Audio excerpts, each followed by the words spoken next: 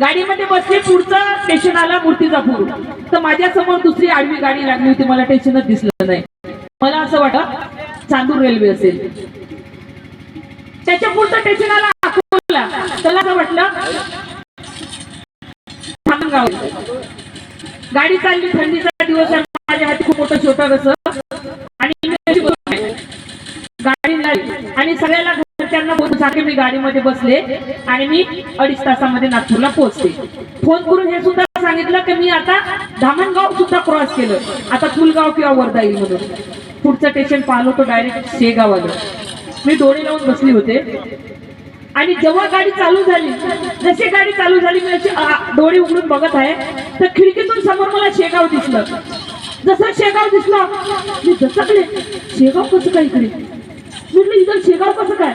तर ते एक माणूस म्हणते मुंबई गाड़ी जा रही तो शेगाव आएगा. मुंबई? म्हटलं मुझे तो नागपूर जाना है, ये गाड़ी मुंबई में कशी काय पाहिजे?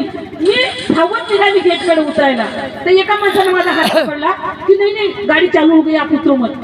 गाडी फास्ट झाली, त्यांनी 2 मिनिटं हात पकडून ठेवला, हात सोडून दिला माझा. जसा हात सोडला मी दारातून खाली पाय ठेवला. प्लॅटफॉर्म खतम झालं होतं. जसा पाय ठेवला अशा 3-4 पलट्या खाऊन त्या दुसऱ्या रेल्वेच्या खाली. मला इतका मार लागला, डोकं फुटलं. हे सर्व ते जे रेल्वे जात होती त्यांनी ते चेन ओढून रेल्वे थांबवली. मी पडू नाही तिथे, मला सर्व ऐकू येत आहे, पण मला असं वाटत होतं की माझे हातपाय काहीतरी कटले, कारण रेल्वेचा खूप मार लागला दगडाचा मला. आणि सगळे म्हणत होते अरे अरे देखो कोई तो भी लड़की कट गई, अरे देखो कोई तो भी लड़की कट गई. ती माझ्या कानात येत आहे, कारण सर्व शरीर बधीर झालेलं आहे. मग ते काही लोक आले, मला उचललं, त्यांनी उचलून दवाखान्यात नेलं. दवाखान्यात नेऊन त्यांनी मला गाडी करून माझ्या घरी आणून सोडलं नागपूरला. म्हणून म्हणायचं आहे की होश क्या चीज है हौसान भी दे सकता था. होश क्या चीज है हौसान भी दे सकता था. वो कसम खाने को हाथ में कुरान भी ले सकता था और बचा लिया माँ के दुआओं ने, वरना वो हादसा तो मेरी जान भी ले सकता था, मेरी जान भी ले सकता था.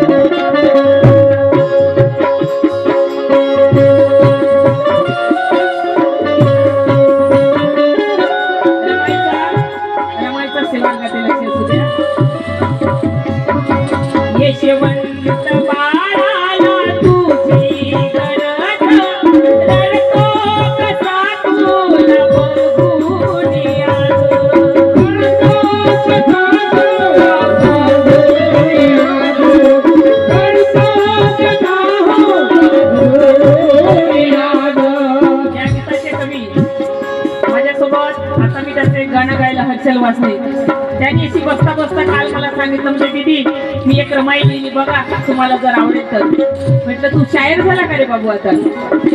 त्यांनी ही रमाई आणून दिली मला. मी काल खोलून पण नाही बघितली. आता इथे जेवण करायला थांबले, तिथं मी खोलून बघितली. तर म्हटलं चला आज नवीन रमाई आहे, नवीन रमाई गाऊ आपण. तर हर्षल वासने काय म्हणते, खूप सुंदर लिहिली त्यांनी. आणि त्याला माझे ऐकून त्याला त्या रमाईवर मी बक्षीस देत आहे, त्यांनी याचा स्वीकार करावा.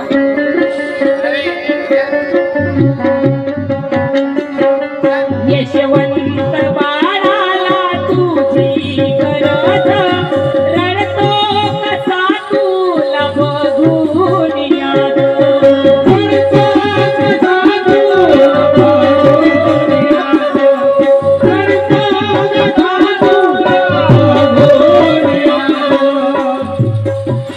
ती दीन अंजली गा